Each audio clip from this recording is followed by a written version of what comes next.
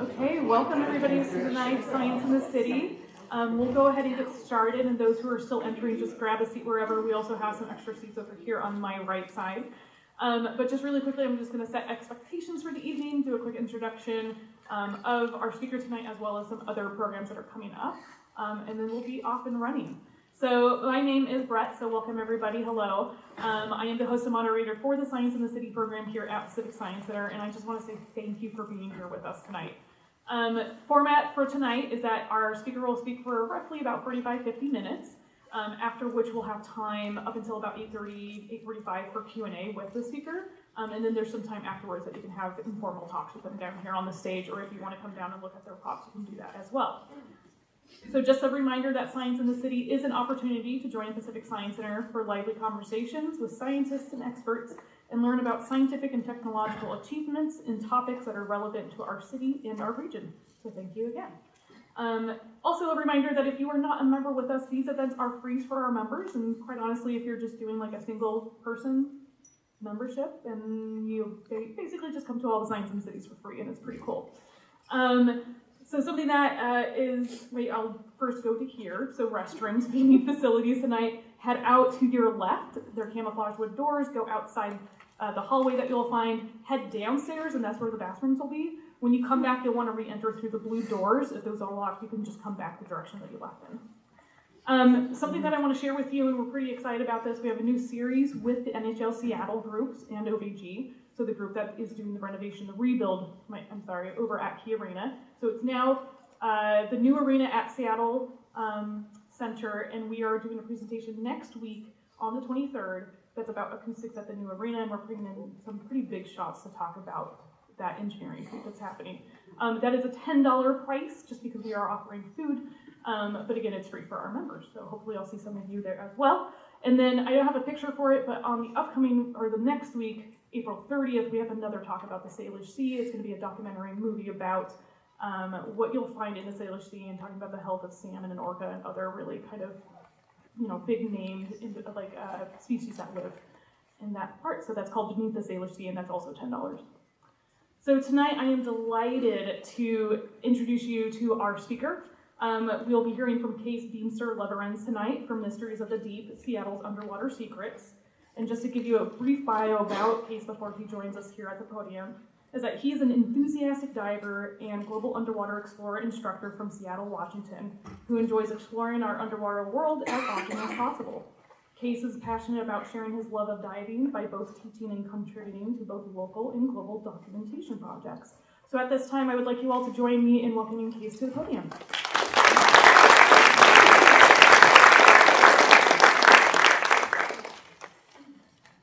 Hi.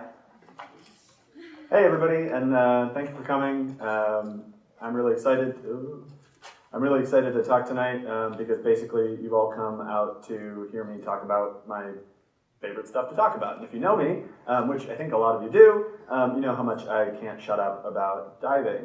So, my presentation has decided to minimize itself. So let me try that one more time. Right. So thank you. Just out of curiosity, and by show of hands, who here in the audience knows how to dive themselves? Okay, so about half of folks. I did give out 3D glasses, and there are going to be, I think, a couple more 3D glasses just from Pacific Science Center. They're going to come out.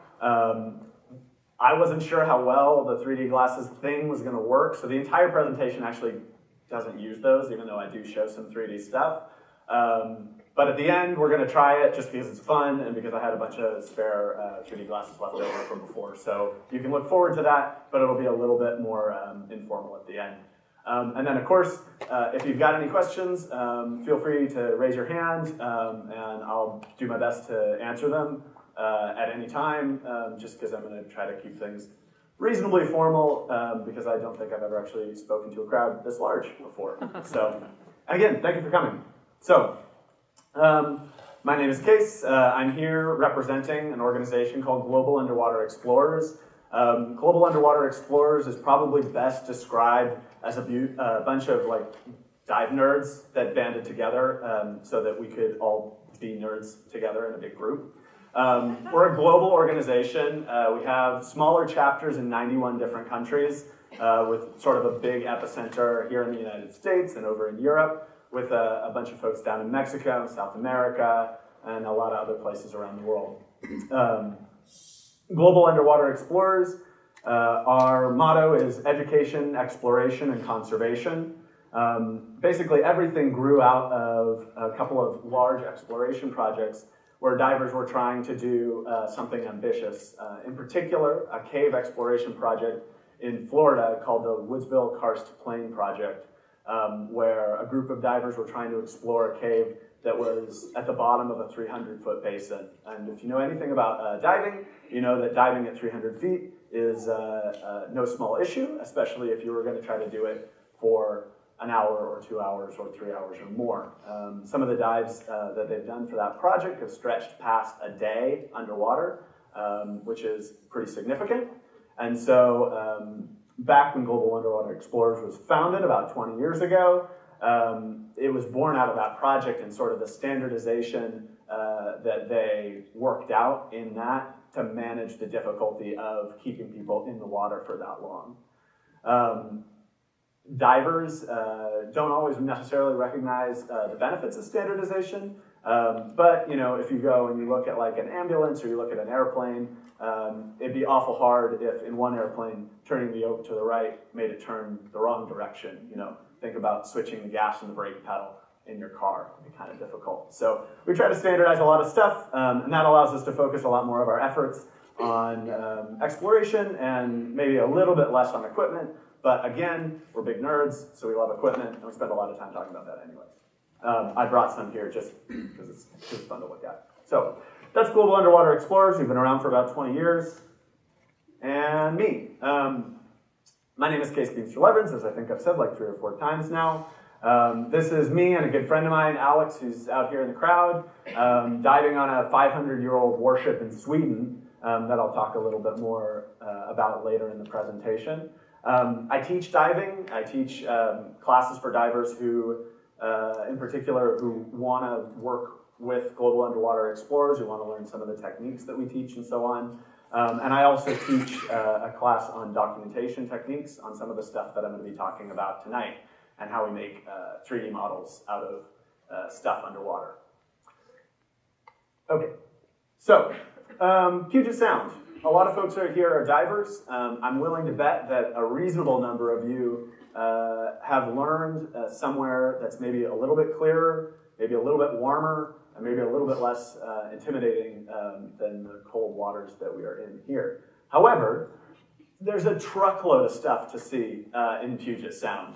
If you can get over it being a little bit chilly and a little bit cloudy, which is not too dissimilar from Seattle on the surface, you can really start to see a ton of cool stuff. So this is a map of Lake Washington. Over here is Seattle and Elliott Bay, and up at the top is Lake Union. And these are just a couple of the targets of the wrecks and things that we've identified in collaboration with the greater dive community in Seattle that are of interest to us. Not all of these are things that we've even been to yet, so there's a good opportunity that if you go out on a weekend, you know, with the right folks, that you could go dive on something that nobody necessarily has ever been to before, or at least hasn't been to since it was floating or flying. So this is pretty cool, and you know, this extends in Elliott Bay and Puget Sound all the way up into BC. So if you have any interest, if you're a diver and you have any interest in going and exploring, you know, don't limit yourself just to traveling and doing it on vacation. I do that myself, but there's plenty of stuff here, and we're going to focus mostly on wrecks and targets and things that I find interesting in the Puget Sound. So I'm going to take the opportunity to talk about a couple of really cool wrecks and particular sources of wrecks that have been around or that have occurred over the course of about the last 100 years. Obviously, Seattle's a pretty new city, so the majority of the things that have sunk are relatively new, and that has advantages and disadvantages. The disadvantage is there's no really cool old stuff. But the advantage is that most of the things that are down there are in relatively good shape. Seattle also has a big history of like maritime shipping and so on. So we have things like this, the A.J. Fuller. The A.J. Fuller sits right out in Elliott Bay. In fact, if you were to get on the passenger ferry that takes people from West Seattle over to downtown, or the Washington State ferry, if it were to divert slightly, there's a chance that you drive over the wreck of the A.J. Fuller, which is a cargo ship that sank in 1918, and I think is particularly cool because it's probably the closest thing to a pirate ship that we have around here.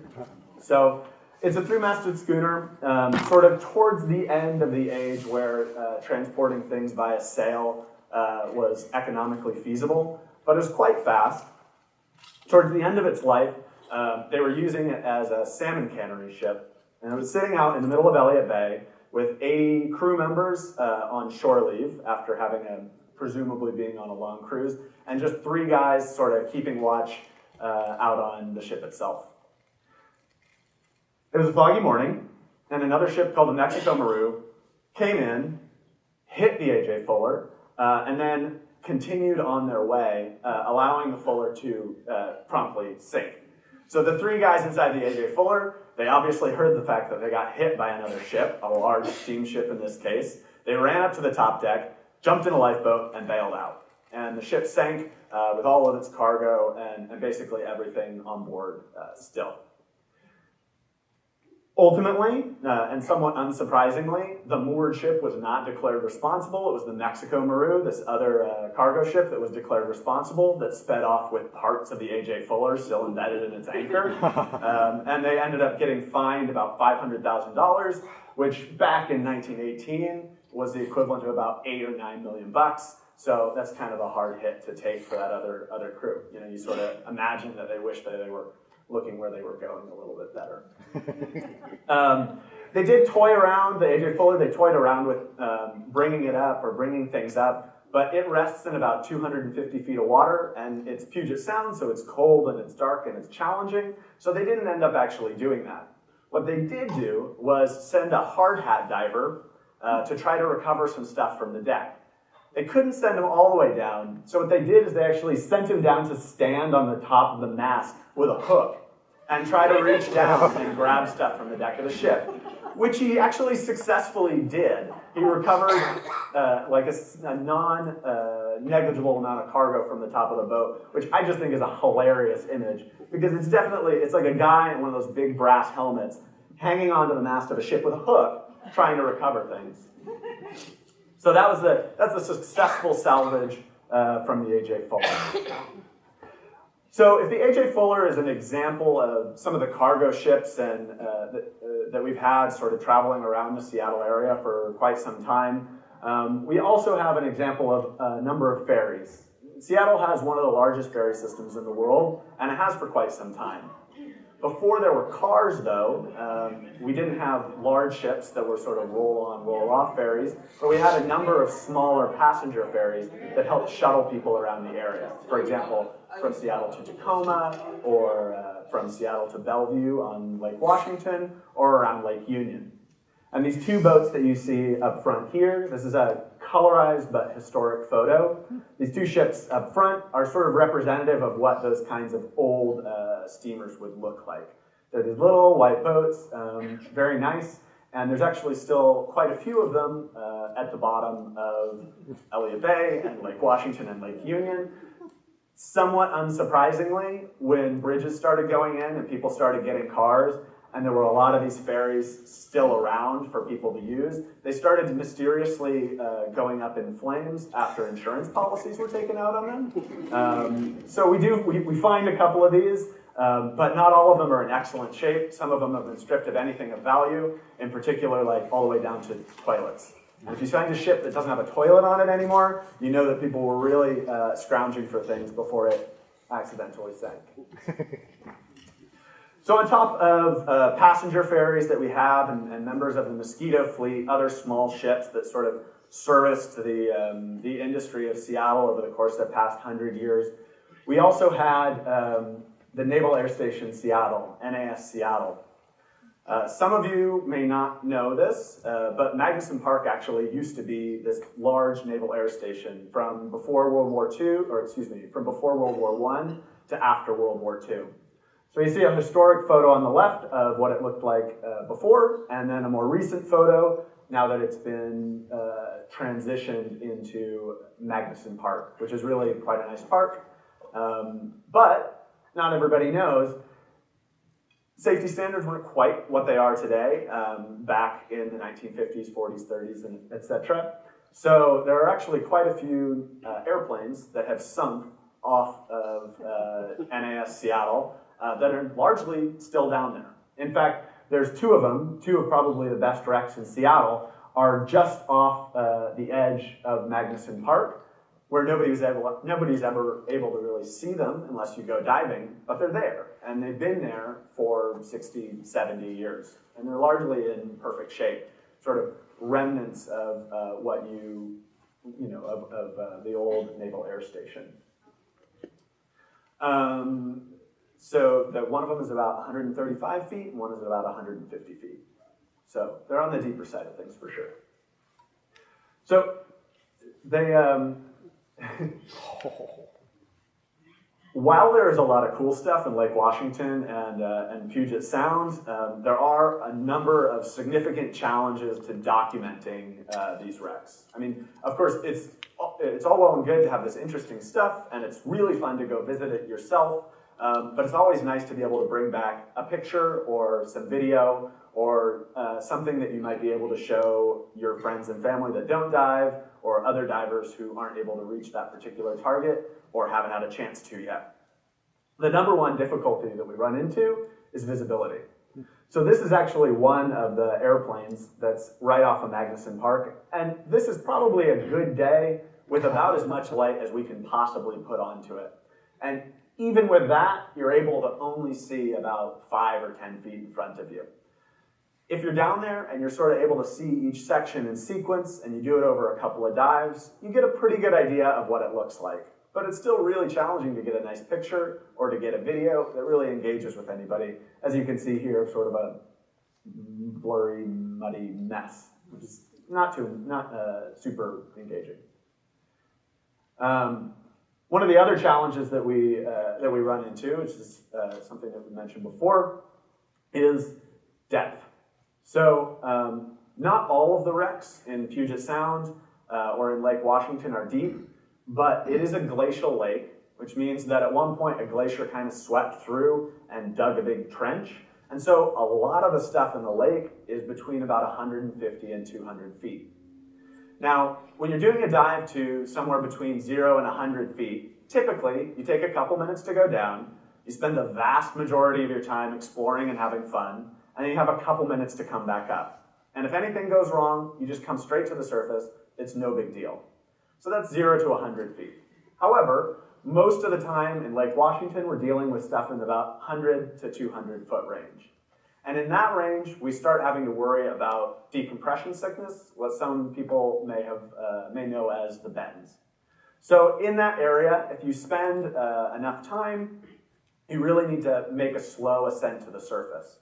So for example, if we were to go to 150 feet and spend a half an hour there, we'd have to spend another half an hour just coming up. Sometimes there's something fun to see, but a lot of the time, we just end up staring into our buddy's eyes and making uncomfortable amount of eye contact. So, not ideal, and something that we would avoid if we could, but we can't, so we don't. There are a couple of wrecks, like the A.J. Fuller that I mentioned, that are below 200 to 300 feet, and basically what happens is the amount of time that you have to spend coming up goes up from there. So where at 150 feet, might be 30 minutes on the bottom and 30 minutes coming up. At 250 feet, it might be 20 or 30 minutes on the bottom and 60 or 70 minutes coming up, which is really a lot of time. And of course, because if you skip that, you could risk injuring yourself, you also have to start worrying about, well, if something happens down here, I'm going to need to resolve that issue underwater. So one of the big challenges that we run into is the fact that we have this limited time because we don't want to spend too much time coming up. And also, we need to make sure that the folks that are coming with us on the deeper dives are pretty good divers and have the specialized training that you need to be able to do that kind of stuff. That being said, our descents are really fast. Human bodies are really totally fine with adjusting to increasing pressure and going deep. It's just the decreasing pressure that really messes us up. Okay, so when we're doing like a deeper dive, we have a number of strategies to basically bring enough gas for us to breathe while we're down there. On the right hand here, you see my friend Alex again, who I basically take pictures of nonstop. So most of the pictures that I have that are mine are of him.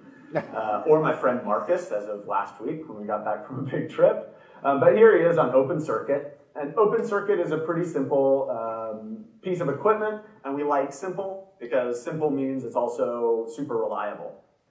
Open circuit is just about as easy as you can get. You have a big tank on your back. It has a lot of air or a lot of another breathing gas in it. You breathe it, and then when you're done, you just exhale into the water. Very straightforward. If we need more gas or a different variety of gas, we just start adding tanks on until we start to look like a Christmas tree. That being said, there are some limitations with that. Just like in almost anything else, if you have an opportunity to recycle some of your gas, you can get some advantages out of it. So I like to think of open circuit sort of like a gas car. You fill it up, it goes, and it's done. If you brake or something like that, like you slow down, you don't really get any benefit from it. They're not very good in the city. They're not very good in like certain situations. On the other hand, we have the equipment that we have on the left and that I brought mine of here, which is called a rebreather. And a rebreather will actually recycle some of the gas that we use. That makes it a lot easier for us to spend more time underwater exploring stuff, especially down deep, because we're not constantly dumping all of the gas that we're breathing. We have that opportunity to kind of recycle, a little bit like a hybrid car works. You still have to fill it up with gas, you just don't end up using quite so much of it. Okay. On top of all that, if it wasn't enough to have to worry about poor visibility and cold temperatures and decompression sickness and solving all of our problems underwater, there's also something called nitrogen narcosis. Some of you may have heard of it as called rapture of the deep. What happens is basically, past about 100 feet, the deeper that you go, if you're just breathing normal air like the vast majority of divers do, you start to feel drunk.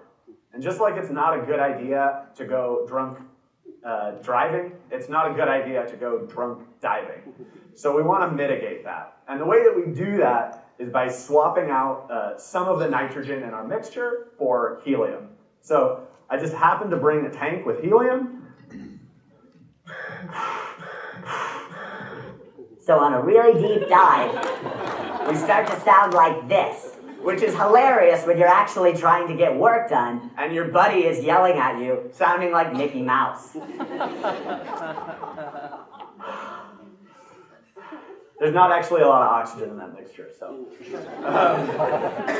So we blend things up and we mix things up and we sort of take every advantage that we can possibly get. We're not really big on giving the ocean a fighting chance. Anywhere we can, we'll spend a little bit of extra money, we'll spend a little bit of extra time, we'll build up our own skills in whatever way that we can so that we have the best odds that are possible. So in this case, it means typically adding some helium to the mix for our deep dives, which is perfectly fine except for maybe a little bit expensive if you don't recycle any of it. So on top of all of those challenges, it ends up being very dark. After about 70 feet in Lake Washington, after maybe 100 feet on a bright summer day in Puget Sound, there's very rarely all that much light. So what we do is, again, we stack the odds in our favor. We bring strobes, I bring buddies, and I make my buddies carry lights for me. The brightest lights that I can possibly find. So this is this is a light bar that one of our lighting divers would carry on some of our documentation dives.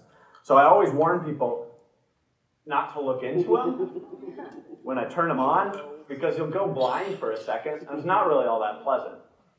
Sometimes we bring 6 lights like this on a single dive, and still, they're a little fiddly. Still, that can be not quite enough.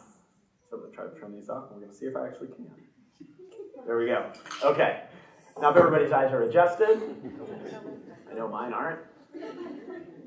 So we bring a ton of light, and that certainly helps, but it's still nothing compared to the sun. Nothing's ever going to be as good compared to the sun. So we also bring a camera that's as good at gathering light as we possibly can, which is just a normal sort of high-end consumer camera that we put into an underwater housing like this that allows us to manipulate all the controls, but keep the camera dry. I've never tried putting my camera underwater without the housing, but I'm told that it doesn't function very well. If anybody would like to try it at home in like a bathtub or something like that, just let me know how that goes for you, but I accept no responsibilities. Okay, so we have all of these problems of documenting stuff underwater, and we've been running into this for years and years and years of folks come. They go, they dive, they see something really cool in Puget Sound or in Lake Washington or Lake Union, and they come back up with these photos and these videos that, while they're super cool, are maybe not as cool as the actual experience of going and diving them.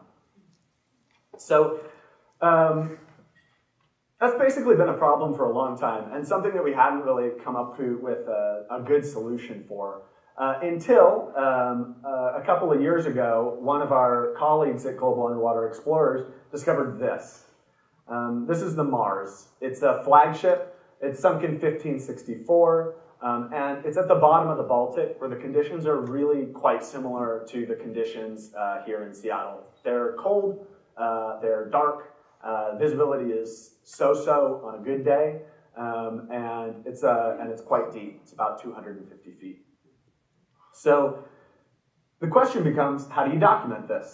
And the solution that they came up with there was, we're going to get really close to it, and we're going to take a picture of everything, every inch of the entire wreck, multiple times, and then feed it into this software that lets us build a 3D model of the entire thing. And once you have a 3D model, you can basically say, instead of having bad visibility, let's have perfect visibility, right? And so what you're able to do is, even though you would never be able to see the entire wreck like this, on an actual dive, what you can do is you can see the entire wreck like this by stitching together all of these little photos. And this is an enormous project that they're still in the process of finishing. It's like a 10-year project because it's such a deep wreck. It's owned by the Swedish government. It's culturally significant to them, and it's just huge. It's just a huge project. In fact, some of the processing of the photos of this wreck took over 16 months to complete with a specialty-built server that was designed specifically for that process. That gives you an idea of the challenge of doing this on a wreck like that. But that gave us an idea. If they can do it on something this big, well, a lot of our wrecks happen to be quite a bit smaller than that. So maybe we can do the same thing and digitally remove some of the bad visibility and allow us to document our wrecks in a way that can engage with people, that can engage with other divers, and that can, sort of satisfy our need to have a cool picture of a wreck, too. So we reached out to the folks that are involved in this process, and there wasn't a defined way of doing things, but they were able to give us a lot of the resources and sort of point us in the right direction on how to do things. So what we did is, instead of trying in Lake Washington, we went out to Lake Crescent, where it's still cold and stuff is still deep, and we still run into a lot of those challenges, but the water is clear, which is really lovely. And the targets are very small, which makes the process much, much easier. So the first target that we looked at, the first thing that we thought about trying to model in 3D in this way, is this wreck called the Warren Car. Now, the Warren Car is kind of a sad story. If anybody has been to Lake Crescent, you know that the sides are very steep and the road is just barely chiseled into the side. It's extremely windy, lots of hairpin turns. In 1929, the road was neither paved nor did it have guardrails. So the Warren family was a husband and wife. They had 2 kids that were back at home, and they were bringing a washer back, presumably to make their life a little bit easier, to basically a logging camp. Unfortunately, they were driving back on a rainy night on this dirt road on the steep side of a lake, and they basically vanished, and nobody knew what happened to them. A lot of people assumed that they had run off the road because that was a logical conclusion, and it turned out in 2002 that they were able to find the car, find the remains, and confirm that theory.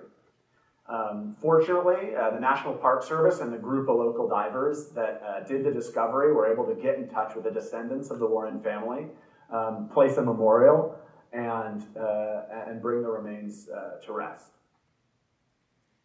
However, for our documentation purposes, this makes a great target, and since it's no longer a grave, we had the blessing of the family, sort of a win.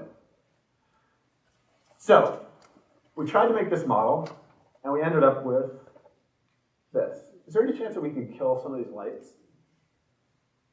Just so that it's, a lot of the stuff from here on out is a little bit on the darker side. So this wreck in particular was really successful, largely because we were able to put a lot of light onto it, and because we were able to see almost the entire thing in every picture, because the target itself is relatively small. This particular car took about 200 images to put together, and that's where they were all taken from. So you can see basically the diver, Catherine Arant, who took all of these photos. She swam around, click, click, click, click, click, click, click, and she had a friend that was lighting everything up for her, and she had ambient light, and we were able to stitch it together pretty easily and build a lot of enthusiasm within the local global underwater, on the local global underwater explorers community, and start working on some of the more challenging projects that would prove to be far, far more challenging than this one. Before I jump into that, though, I just want to talk briefly about how the software works. So, I like to think of it, it's sort of like a photo mosaic. If you have a bunch of photos, like a panorama, maybe the kind that your phone puts together, where you've taken a picture here, here, here, here, here, and software or a person is able to sort of sort those things out, match things up, and you end up with a nice wide, big photo that's way wider than your camera would ever be able to take normally. That's sort of what's going on here. The software first goes in and looks at every photo, and it tries to find little things that it can identify in each one of the pictures. In particular, it looks for things that it might be able to identify in multiple pictures. Then it takes all of those thousands of little points, compares them to other images, and tries to line things up. It's smart enough to be able to see a particular point from multiple angles and determine that it is the same thing. And when that happens with 3, 4, or 5 or more, sometimes quite a few more points, it's actually able to determine where those two pictures were taken relative to each other.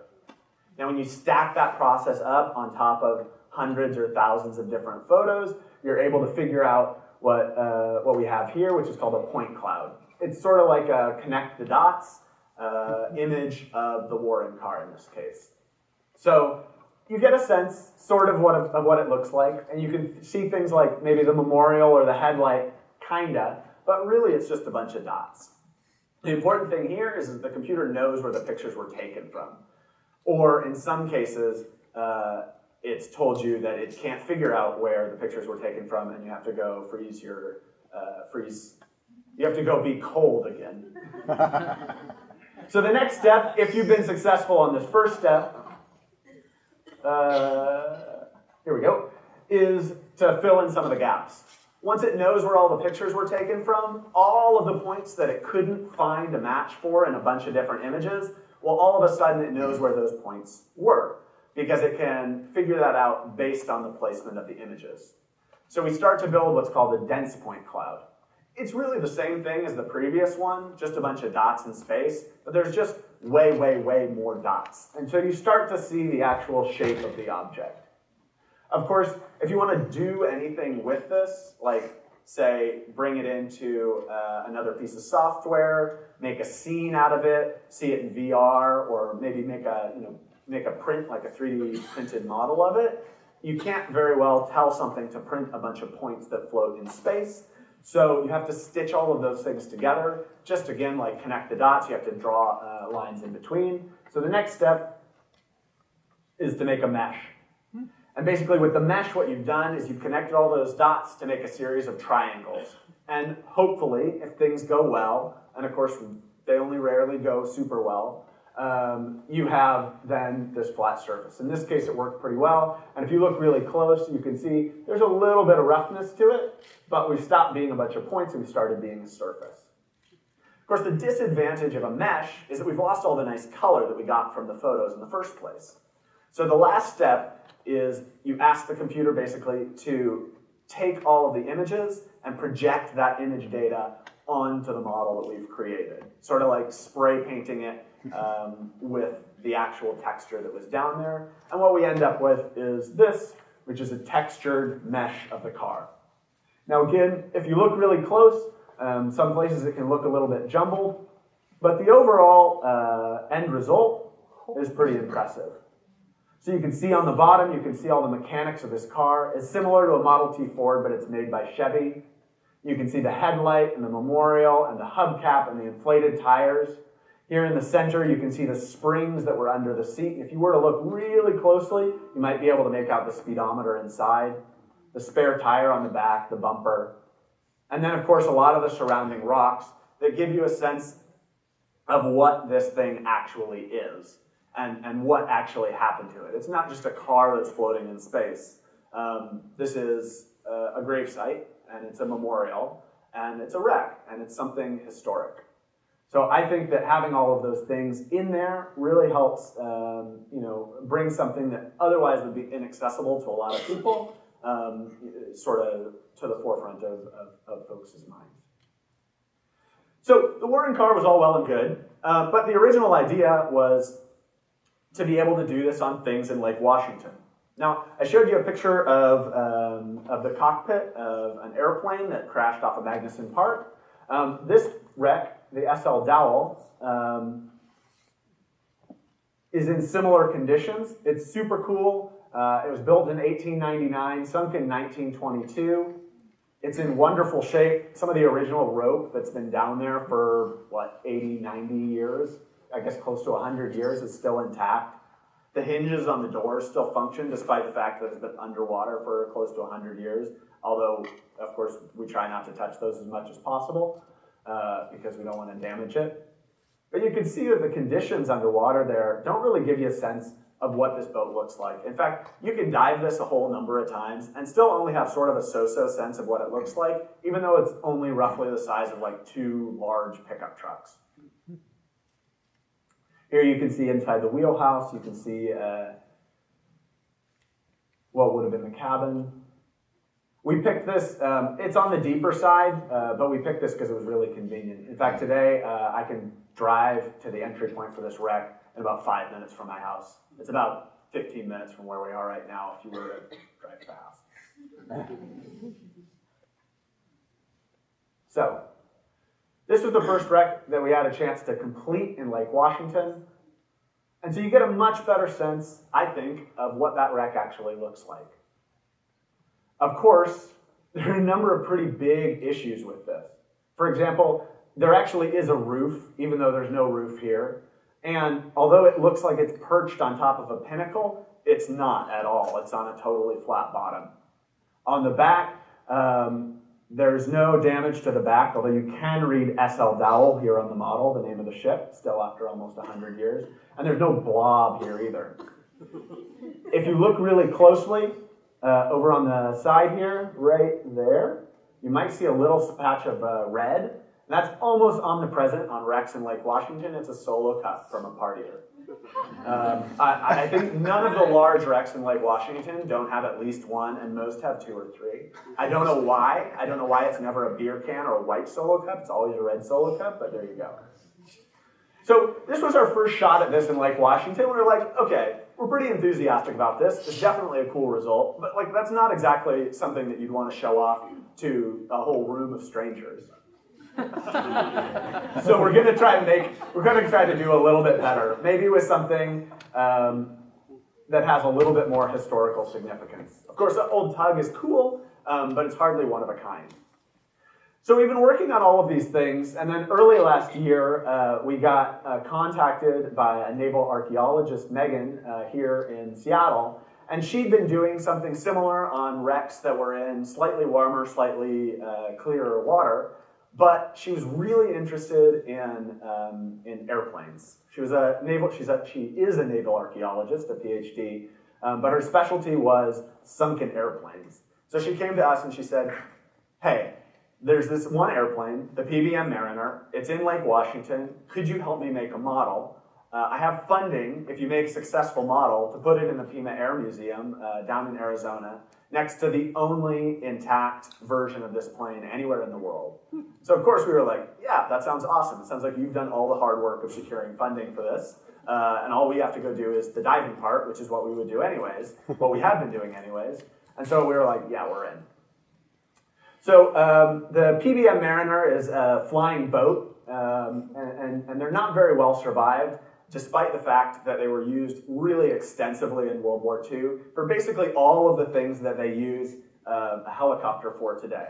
So basically anytime that the military needed to pick somebody up from the ocean, or that they needed to land somewhere where there wasn't a runway, which is pretty much all the time in the Pacific Theater and a lot of times in the Atlantic Theater, they used a flying boat. They're long range, they have a whole bunch of crew inside of them, and very useful. Now there were two different kinds of flying boats, the Pby Catalina and the Pbm Mariner. The Pby Catalina is all over the place. In fact, they're still flying some of them down in California to fight wildfires. The Pbm Mariner, I know of 3 that are intact. One is at the bottom of Lake Washington, one is at the bottom of the Pacific Ocean, and one of them is in the Pima Air Museum. So, pretty cool. The trick is that the Pby most frequently was built with wheels, and the Pbm Mariner was typically only able to land in the water. So, towards the end of World War II, when they stopped being useful, they shipped a bunch of them out to other countries who subsequently scrapped them. And then anybody that wanted to keep one around in the United States basically had to find a big pier to float it at the end of. Nobody had that, so they ended up scrapping most of them. In fact, the one that did survive only survived because it was one of just a handful that was built with amphibious wheels, and so they were able to park it somewhere where they could store it inexpensively. So, again, conditions in Lake Washington, very cool if you go down there and you get an opportunity to actually swim around and see what you're seeing and sort of piece things together in your mind. But even with 4 of these big, huge lights that I blinded you with a couple of minutes ago, this is sort of what we get out of it. Just basically a little vignette of one tiny part of this airplane. You can't really tell, I mean, I can't tell what that is at all. This airplane actually is upside down, and after 2 recovery attempts by the Navy, is actually fairly heavily damaged, which is actually pretty typical of airplanes in the lake. There have been a lot of, the ones that are left, a lot of them have had an unsuccessful salvage attempt that damaged them, followed by the Navy deciding that it wasn't worth salvaging anymore. So our result from this was quite a bit better, because we had gotten a little bit better at doing this. So on this model, this is the Pbm Mariner. It's the bottom of the flying boat, so it looks sort of like a boat hull because it's a boat hull. At the front, you can see the ball turret. You can see both engines. The Navy, when they decided that they weren't going to salvage it, decided to plug the holes in the side so that recreational divers wouldn't go inside. Not that anybody would do that, but lots of people did that before they patched the holes. On the back, they accidentally pulled off the tail when they were trying to recover it. So you can see in, and you might be able to see that little pillar in there, which is actually the base of the ball turret that would have defended it from enemy attacks. This particular airplane is cool even in the limited number of Pbm Mariners that still exist, because it's the only known example anywhere of the most heavily armed variant. So it had a ball turret on the front, it had a ball turret on the top, it had one on the tail, and I think it may have even had some on the sides, but I'm not an expert. Anyways, so we were pretty happy with this result, but it did involve quite a bit more labor than we put into on the dowel. So, you know, they say sometimes you just have to put in the work, I guess. So what we were able to do with this is, instead of modeling the whole thing in one piece, we modeled it in a series of smaller chunks. And if a chunk didn't turn out, we'd go back and do it again. Then we took all of those chunks, and each one of those little points is something that we manually put in order to align those chunks together and create a cohesive model of the entire wreck. So if you remember, I showed you a picture of the Warren car with about 200 images that we took. This is what it looks like for this airplane, 550 images. That's about 6 dives, each somewhere between 45 and 50 minutes long, of me going around the airplane, click, click, click, click, click, over and over and over and over. But the end result, I'm very happy with. Now, the Pbm Mariner is cool. It's historically significant, and the Pima Air Museum was interested, so that's great. But it's kind of hard to relate to an upside-down boat. There's not a lot really going on there, as cool as it is as sort of a proof of concept of a historical wreck. Oh, yeah, here's a picture of it in the Pima Air Museum next to the tail section that they pulled off when they tried to recover it. Here's sort of our gold standard wreck, like the coolest one in the lake, in my opinion, and I think at least a number of folks' opinions that dive around here. While the Pbm Mariner is upside down, the PB4Y is right side up and basically completely intact. All the tail surfaces, the wings are intact. The only damage, of course, is from the Navy damaging it when they tried to salvage it. So this is what a PBY privateer looks like. This one in particular, just after World War II, was loaded up for a training mission, and it was sitting on the tarmac waiting to go. And the pilot had gone through all the checklists. The weather was bad, and so they said, "Okay, you just go through all your checklists and just wait, and when the weather clears up, we'll let you go." And so he went through all of his checklists, and then they sat and they sat and they sat. And you know, apparently he got distracted at some point because one of the checklist items never actually got checked off, which was he needed to put the flaps down for the kind of takeoff that he was going to do. In this particular case, what that meant is the airplane could fly when it was close to the ground, but not when it was far away from the ground, which is really not a situation that you want to have an airplane in. So finally he got the go-ahead. They said take off, pulls out on the runway, tries to take off, and he flew close to the ground, and then he tried to pull away from close to the ground, and he went right back to the ground, or in this case, to the water. There were 11 crew members on board. All of the crew members got out, and we were actually fortunate enough, this is recent enough, that we were able to meet with one of the crew members that was on this plane when it went down, and he said one of his other crew members was a bit of a larger guy, and he was supposed to go out first through the hatch, but he was worried that he wasn't going to make it. So he was sitting down there pushing on the guy and trying to make sure that he could get out of the hatch so he wouldn't drown on this airplane. And he said he remembered that really specifically, and that they left the hatch open, and he wondered if the hatch was still open. You know, after the fact, you know, spoiler alert, we did make a model of this. We were able to go and look at the model and say, yeah, it is. It's still open right there. And he's like, oh yeah, that's super cool. So again, PB4Y, this video is taken by Mike, who's in the audience here. This is actually pretty good video, especially considering the fact this shot on a GoPro, right? Yeah, pretty good considering it's shot on a GoPro. We can see the cockpit, but it's hard. It's a little bit hard to engage with this. It's hard to see the whole thing. And this is the conditions that we're working with in Lake Washington, especially when this is before we had all of these big, super bright off-axis lights to use. So on this one, we continued to improve a little bit, and this is the final result that we have of that wreck set of that airplane. So you can see the two engines, the inboard engines are damaged. On the right, the number 1 engine is largely intact, and the number 4 engine is also in good shape.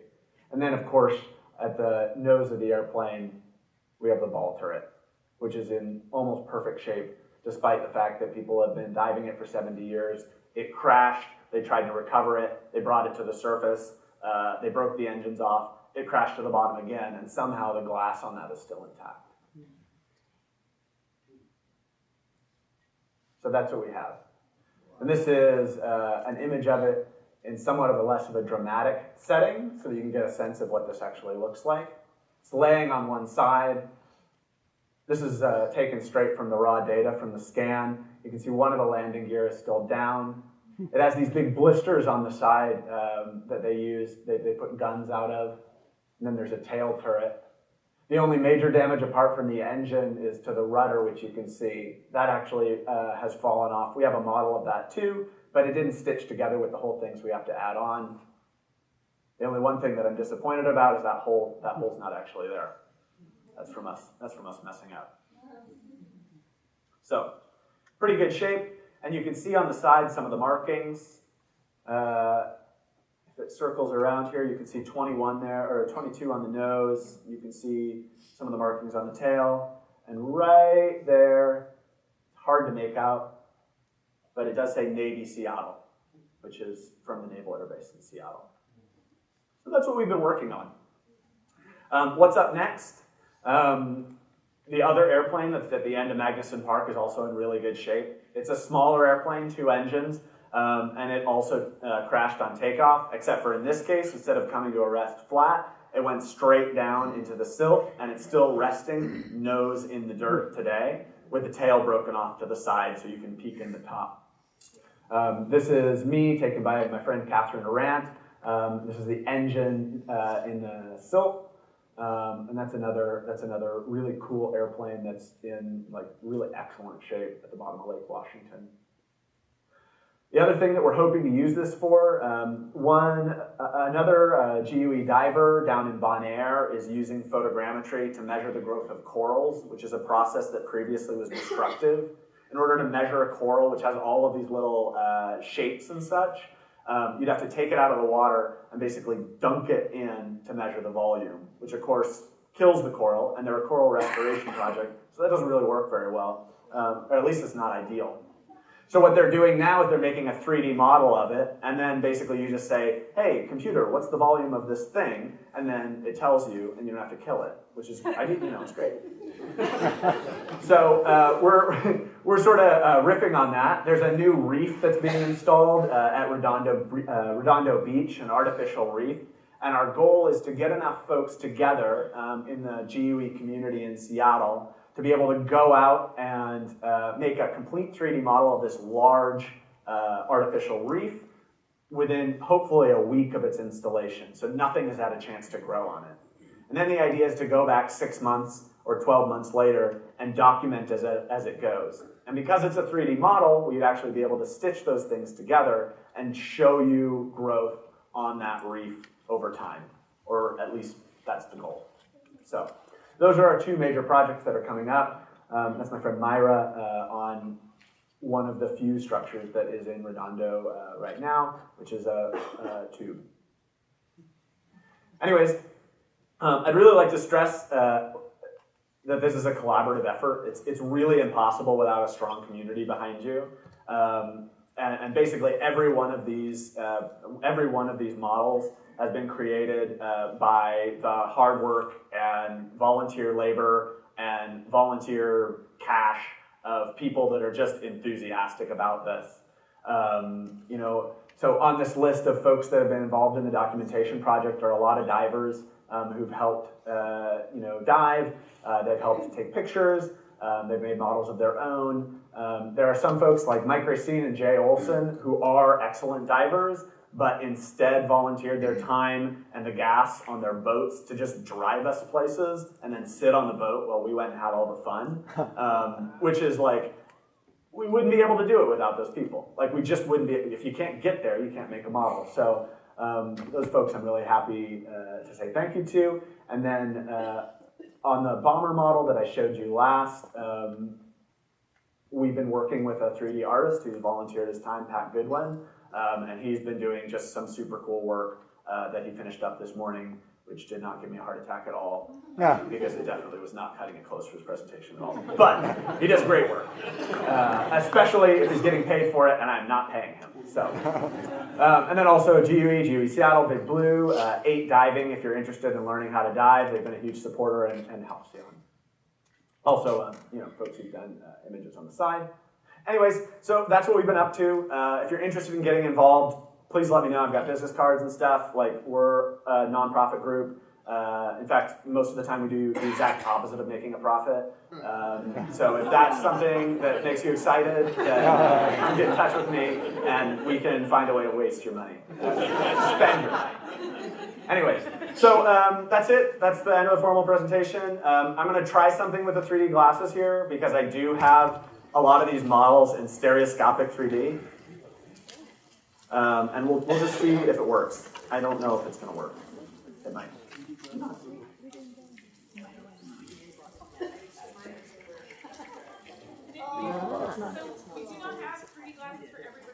Oh, yeah. But I'm going to bring in some of our own Science Center 3D glasses, so those who are not willing to share with their neighbors know. The IMAX glasses? Oh, yeah. So if you have neighbors and you know them, it would be really cool if you could share your 3D glasses. And if you don't know them, it would be really cool if you could share your 3D glasses too, because we don't have enough to go around. So I just learned that our 3D glasses will not work for this. Yeah. So get cozy with your neighbors. Please share. Is there any chance we could bring down the lights a little bit more? Awesome, thank you. So I was hoping to have these in the presentation, but I wasn't actually sure if this was going to work, and I'm still not 100% sure if it's going to work. Oh, cool. Okay, great. I actually can't see very well from down here, so.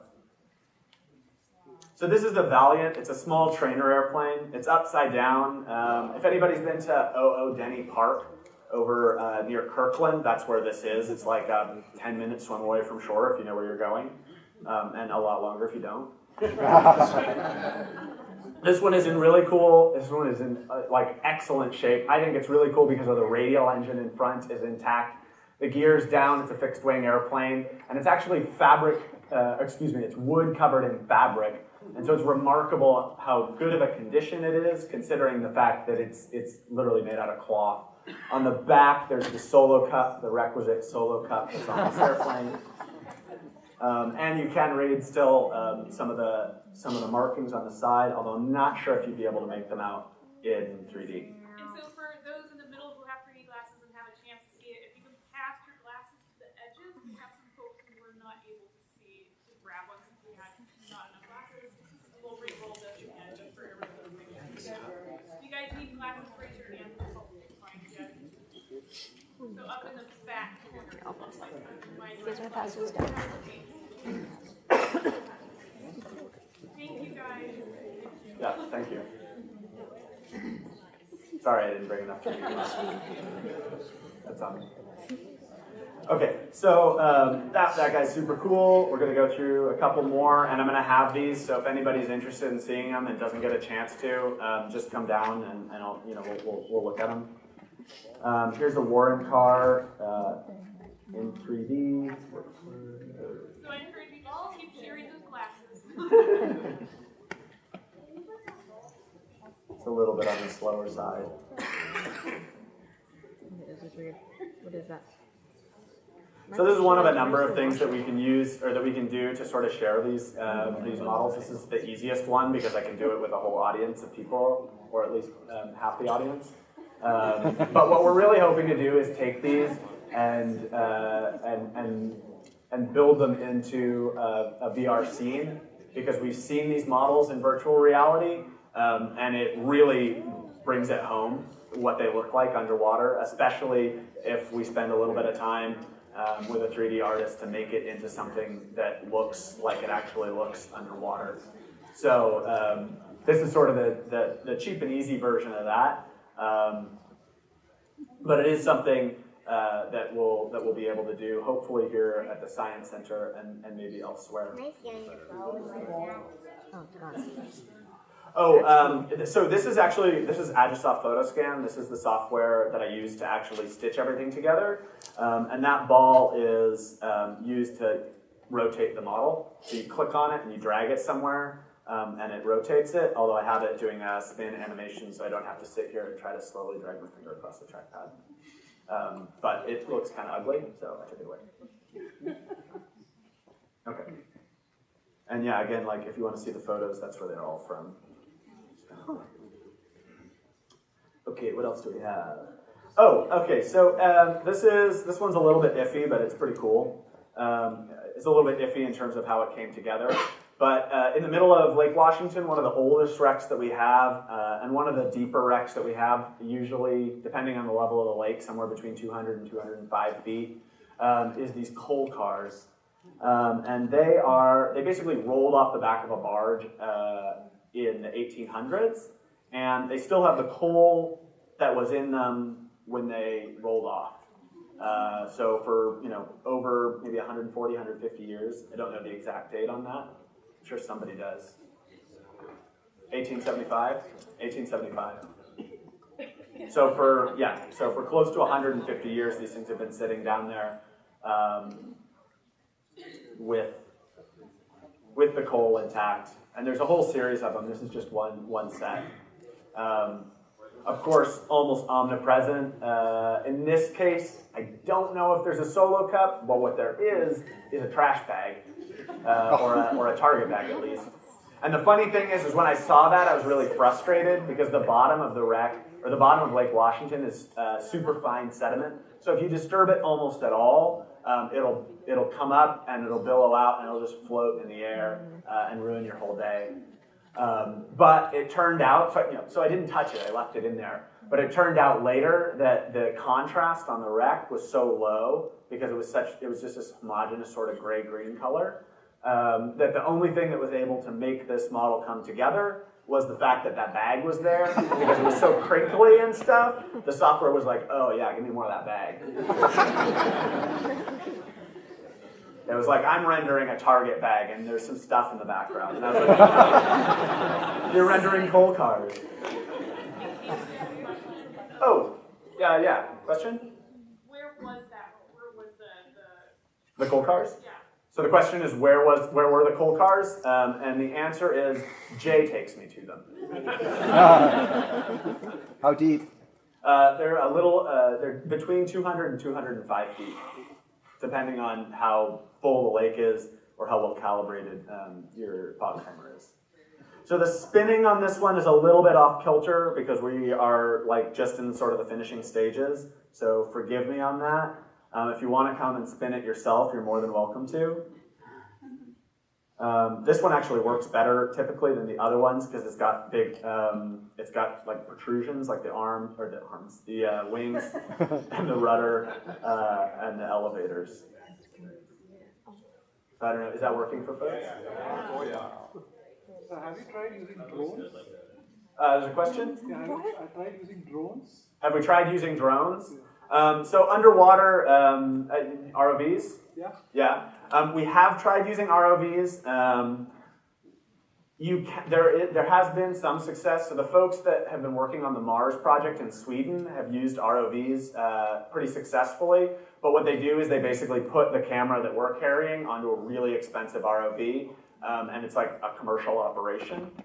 The problem is that ROVs aren't actually able to control their buoyancy very well. They're just what we call neutrally buoyant. So if you put them underwater in any place, they sort of stick there, and then they have little thrusters that push them up and down.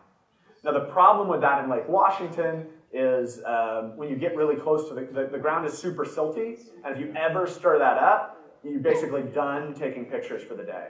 So when it wants to get really close to the ground, and it has to in order to get that part of the wreck, it then blows it out at some point because nobody's perfect in terms of controlling their position, and then it sort of ends up being a moot point. So we've had, yes, some people do, but in Lake Washington it's particularly tricky, and it's hard to do with an ROV when you have any kind of structural complexity. Like you don't want to be sending an ROV under a wing to get tangled in something because they're always tethered to the surface. There is some, the advantage that you can get from an ROV is basically all of the problems that I was talking about earlier that are physiological. Of course, the ROV is not subject to. So I think that there's some possibility of maybe using an ROV to map the easier areas and get the majority of it done and then send divers down for the more challenging areas. But at the end of the day, we don't have an ROV and we do have a lot of divers. So that's what we do. And it looks like we've transitioned into Q&A. So oh yeah, this is Q&A. Yeah, and if we're going to bring up the lights just a little bit. Oh yeah, for sure. You guys. Question? Yeah, so on this picture here, you said that you're kind of bummed out really there. Do you guys have the ability of the funding to go back down there and redo that portion and then incorporate it in, or would that be a whole new model? So yeah, we can. We can totally do that. In this case, that particular hole is really easy for our 3D artist to just patch. Yeah. So we can, and we might end up doing that. But in this case, it's on basically a flat section that has nothing particularly interesting on it. So probably what we'll do is just cheat. Yeah.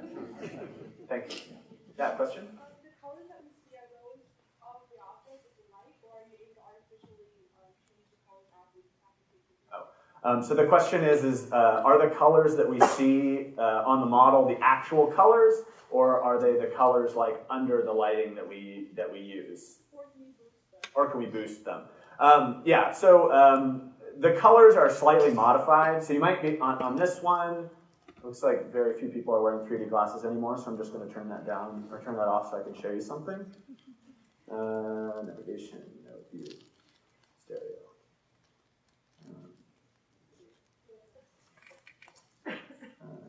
To stop spinning.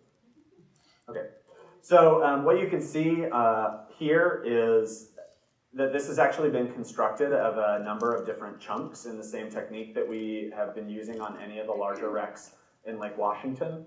So the front nose is much darker because we only had one off-axis lighting diver on that dive and the strobes, whereas the back portion, we had a lot more team members on those dives because that's what was available.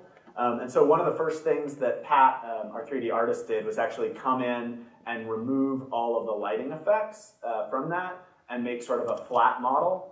And then he was able to boost some of the colors and play with it a little bit to bring it back a little bit closer to reality based on the pictures and reference images and so on, and then add his own lighting in afterwards on what's sort of a flat model. So in this case, this is the raw data. This is no editing, nothing whatsoever, but sort of baked into that is a lot of the light that we have from the model itself.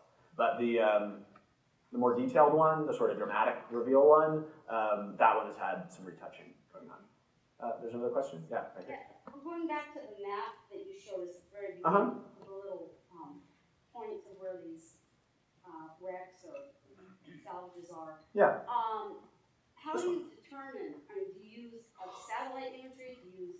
So, that's a really good question. So the question is how do we find wrecks? And this is totally not something that is my doing. This is other folks in the community have done 100% of this work, and they work super, super hard. Basically, the first thing, and this is based on my understanding, first thing that folks did was they looked at NOAA bathymetry that was generated from one of their large ships. So basically, they have a system where they can drive through the lake just a handful of times and generate a pretty good model of the entire bottom of it. And on that, you're able to see really, really big stuff in Lake Washington. But a lot of stuff in Lake Washington that's interesting is small. So over the years, a number of enthusiasts have been basically going through and doing side scan models, which is a more detailed but more methodical, time-consuming, and sometimes expensive version of that. And then looking on the models, the sort of images that they've created at the bottom of the lake for each little thing that might be interesting, and then marking them on the map.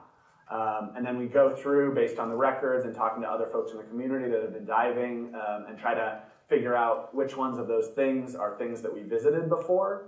And then the unknown targets, we go and dive. And to be honest, most of the time it's like rocks or some logs or like a branch that's roughly in the shape of a boat, and that's sort of disappointing, but to be expected. But sometimes there's something really interesting. Like we dove one sort of cube-shaped thing that we were calling Andrea's shoe for a while after Andrea, who's sitting right there. I don't know why it was a shoe. I think it looked like a shoe on the side scan, although it ended up being a cube. And it turned out after some research that it was actually one of the control towers for one of the old floating bridges that went across the lake that had just been dumped there.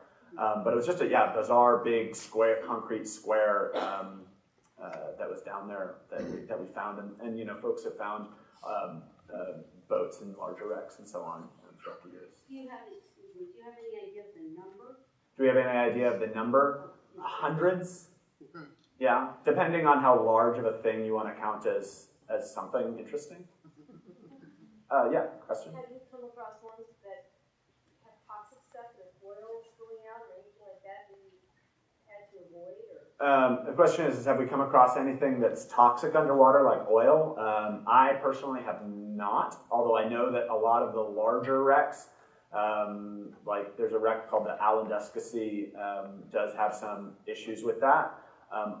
There are a lot of wrecks out there that need sort of remediation on that front, where their oil stores are basically just sitting in there, and eventually they're going to come out. And there are some folks that go out and try to drain them, but that's like a big commercial operation and needs sort of government backing and pretty far outside of our. Yeah, it's definitely a problem. Fortunately, most of the stuff in Lake Washington is small enough that that's not a huge issue. Yeah, question. Are there any wrecks in this area that are within the recreational area? Yes, definitely. In fact, the Pbm Mariner that you saw is 70 feet. Yeah, super accessible, and actually a pretty cool wreck. And if you get in touch, we will give you a list of wrecks that are accessible, and there are tons of really cool wrecks that are in the recreational range. Okay, in the back there, in the blue shirt. Yeah, you. Okay. Do you ever have to contend with wildlife on the seafloor? Do we have to contend with wildlife? No. Lake Washington has almost nothing. Like on a good day, you see like a fish. I saw a salmon in the lake once, and like it looked at me, and I looked at him, and he was like, "I don't know what you're doing here," and I was like, "I don't know what you're doing here." And he just sped off. They're like really fast. I was walking in Seward Park with my girlfriend the other day, and I saw like 5 fish, and I was like, "Oh my gosh, I've never seen so many fish in the lake." That being said, in Elliott Bay, there's tremendous amount of life, and a lot of the wrecks are actually so overgrown that they're almost more cool as an artificial reef than they are as a wreck. With some of the largest like rockfish schools and stuff that you see on some of the deeper wrecks. We also, apart from rockfish, we have all kinds of smaller life, things that float around, and then of course our headline, which is the giant Pacific octopus, which if you've ever visited the aquarium, you know how cool and impressive they are. And those just live out in the wild. They're like, enormous, 8, 10, 15 feet across if you'd stretch them out. Just big octopus, just like a straight up sea monster. Yeah, you in the back there. So other than the ships and the airplanes, what's the most unusual thing that you found? So other than the ships and the airplanes, what's the most unusual thing that we found in the lake? Yeah, definitely ships and airplanes aren't unusual. We found something that we thought might be a bomb. It ended up being a fuel container for an airplane, so that was definitely spooky, although I'm not sure if that would necessarily qualify as unusual. I don't know, those folks that have also been diving in the lake, have you found anything particularly unusual? Rylan? I-90 bridge. Oh yeah, the old I-90 bridge is down there. You just, you can go down there and it's just a bridge. That's kind of weird. A lot of line bites? Excuse me? Bites? Line bites? Line bites? Oh, no, I've never actually seen a line bite underwater, which is a little bit surprising. Yeah, you'd think. Actually, near the I-90 bridge, the modern I-90 bridge, there's often like lots of weird stuff. Like I found a laptop that belonged to the Seattle school district, but it was like ancient. It had a trackball on it. Lots of sunglasses, lots of knickknacks. I think Alex and we found like welding equipment at one point. That was again a little bit spooky because like it's like maybe under pressure, but we opened it anyways. Swords. Oh yeah. We found a bottle of tequila that was half full, and then the other half was empty. But we weren't 100% sure that it was definitely tequila and not anything else, so we didn't drink that. And then Alex and his partner Bex, they found 2 swords which is just way cooler than anything I found in the lake. They still have them. You still have them, right? Yeah. So they're armed. Yeah. We recently heard of an initiative that stitches the photos that are taken by lots of telescopes, and they're trying to make the imagery of a black hole. And they're basically relying on lots of different telescopes all around the world because there's not one big telescope that would take a photo far enough to capture this image. And I wondered if the technology you're using, at least the stitching part, if you've heard of this, if there's similarities. That's the first question. Oh, okay. Well, let me field that one really quick to the best of my ability. The question is that there's the image of the black hole, and they're doing some image stitching. I am definitely out of my depth there. I bet that there are some shared technologies, but I'm definitely not doing anything even remotely black hole related. They're way smarter. Okay, second question. I'm here with my two kids, and I'm not a scientist in any way, but everything that you explained is what was crystal clear. I wondered if you took any lessons or in order to deliver your speech, you've done such an amazing job bringing everything down to an 8-year-old and a 4-year-old, and it was just perfect. Well, that was my goal, is to hopefully engage with sort of whoever came here, because I know we have a lot of divers that have as much or more experience here, and then we have people who are not divers, so that's super flattering. Thank you so much. Basically, my experience has just been with teaching diving. That's probably the base of it, and being nervous enough to go over this presentation many, many, many times this weekend. Thank you. Over here. Yes, you. Is there a difference in diving in Lake Washington and Puget Sound? Is there a difference in diving in Lake Washington and Puget Sound? Yeah, absolutely. Puget Sound is generally,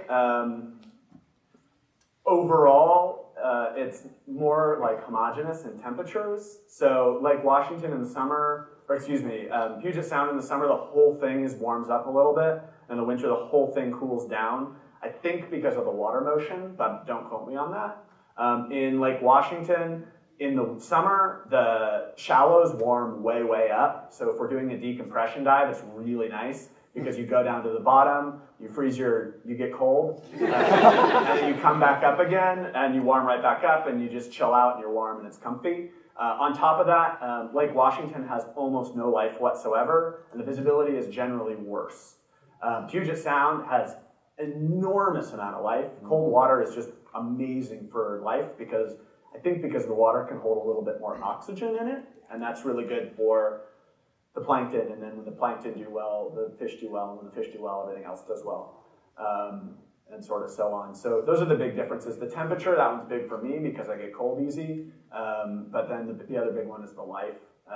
And then the condition of the wrecks, because there's no life, or there's much less life in Lake Washington, like most lakes, most of the wrecks are more sort of right there and intact, whereas most of the wrecks in Elliott Bay are sort of encrusted in a thin layer of living things, which is again why I mentioned that a lot of them are very cool from a historic perspective, but also really cool from just the perspective of they're basically a reef. Does that answer your question? There's also salt. Oh yeah, it's also salt water. Not in the lake. The lake is fresh water, but Elliott Bay and so on, it's salt water. Salty. Yeah, you right there. So on the map there are also these circle things with a number on it. Oh yeah, that's a really good question. Well, I'm sorry, I didn't let you finish. What are they? Yeah. So the circle things are we're too zoomed in to show each one of the little points without it looking really messy. So when it has 8 here, that means that there are 8 of these little markers in that area. So for example, in Lake Union, you can see 34 and 48 because it would just basically be a mess of orange otherwise. Yeah, so that's just a number of wrecks in that particular spot that are all sort of merged together. Yeah, in the red shirt there. Your volunteers who are they're diving on wrecks, are they submitting their photos to some central place where it's then processed? I'm assuming they're not running this on their home machines. Yes, we are running it on our home machines. Oh, okay. Yeah, yeah. I have built now 2 computers specifically for doing this. And they're expensive, which is too bad, because I don't like spending money that way. Yeah, so it would be really nice if we were able to do them somewhere central, and some folks have done that with a university. But for me, it's much easier to be able to go out, collect the data, and then just come straight home to my own home and start processing it. Because a lot of times it's sort of an iterative process, meaning I have to do it once, and I mess up, and then I do it again, and I mess up, and I do it again, and I mess up, and I do it again, and I mess up. And then 9 or 10 times later, I come up with something that's sort of so-so, and then I tell all my teammates how much of a wonderful job I did and how much time my computer took, completely independent of me, to put it together. Have you explored doing it in the cloud? Yes, we have. It's difficult for a number of reasons, and if you have more questions on that, I'm more than happy to answer them. But the number one thing is that for a home computer, I can spend the money up front, and in the cloud, we have to worry about getting all the data there, and then they charge us money per hour for every time that I mess up, which is usually a lot, because you sort of have to work with the data, sort of fudge it a little bit, or not fudge it, but massage it a little bit. Yeah, so yeah. You in the front here. You want me to do the helium thing again? Yeah, I'll field the next question with helium. Okay, I'm listening in the back, yeah.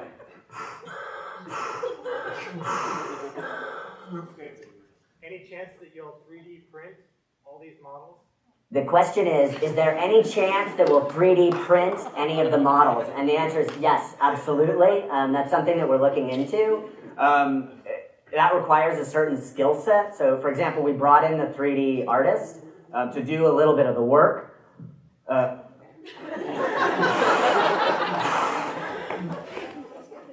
he really made a big difference in making it look professional. The 3D printing is, again, something where we want to bring in an expert who really knows what they're doing. And we haven't found somebody that we've been able to work with to do that yet. But we would love to be able to 3D print these models. Maybe I need to talk to that gentleman in the back. Yeah, in the front. Question? You had a slide that had Redondo, and you spoke about artificial. Oh, yeah. I don't have a science background. Okay. I'm an educator, and I worked as a camp counselor at the Math Center. And Oh, yeah. So is that, I understand, could you just tell me more about that artificial reef, or is that involved with the Global Underwater Explorers, or it's in my neighborhood, so I want to know about it. Oh, totally. So we are not doing the art. I'd love to claim credit for putting in a huge artificial reef, but that's absolutely not a GUE thing.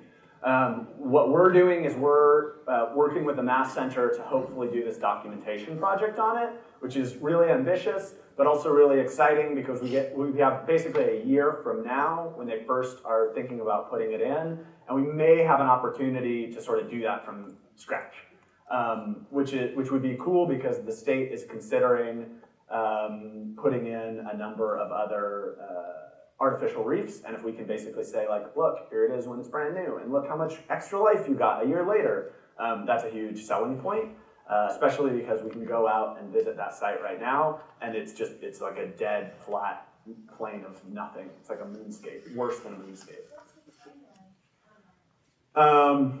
Again, I'm speaking, this is not definitely my area of expertise, and there are probably people here in this general vicinity that know more about this than I do. But I think they've gotten the funding and the approval, which is huge, and that took a number of years.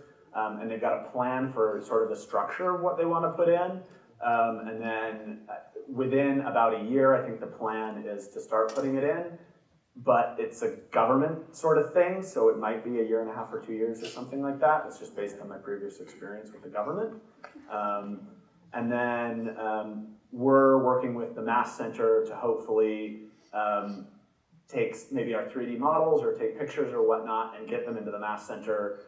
Because again, like as you said, there's lots of students that are interested but aren't divers or aren't divers yet. There's lots of people who can't dive for whatever reason or don't want to, they get cold too easily or whatever, and we would love to get those people at least a sense of what it's like to be there. So yeah, we actually had a meeting with them 2 or 3 weeks ago about this, and there's lots of excitement on all sides. Yeah, right there. Regarding the redundant reef climate, do you have any concerns about the movement of life on the reef? Do we have any concerns about movement or life on the? Well, the life on the reef will move, and your software is based on the idea that. Oh yeah. No, that's a totally good question. So the question is when we're modeling a reef, typically our modeling software relies on stuff staying still. And if it moves, it doesn't get rendered into the 3D model. So if we're modeling a reef and life is typically moving, then shouldn't we be worried about those things not rendering in? And the answer is yes. But there are some things that don't move enough for it, or that stay still enough for us to be able to model them in. And the cool thing is that even if we'll have this enormous photo set of the entire reef, and even if those things don't render into the model itself, if anybody ever wants to go back and look at any part of the reef at any point during its development, if we're able to make the 3D model, we'll know for sure that we have an image of that part of it and of any life that happened to be there, even if it was moving at the time. So like, yeah, we'd love to, but it's sort of a technological problem. We're doing our best that we can. I saw something in this range. Yeah, you're right there. 2 questions. I think it was a few slides ago, but there was a hollow that fell off the road. Car, yeah, the Warren car, yeah. Did you mention what type of car it was? It is a Chevrolet something. I'm gonna, again, refer to the experts over here. Somebody knows what it is, right? It's the 28 Chevrolet. That's something that we could look up for you, for sure. I don't know, yeah, we don't know off the top of our heads. Asking like diesel. Oh, yeah, I think it's a gas car.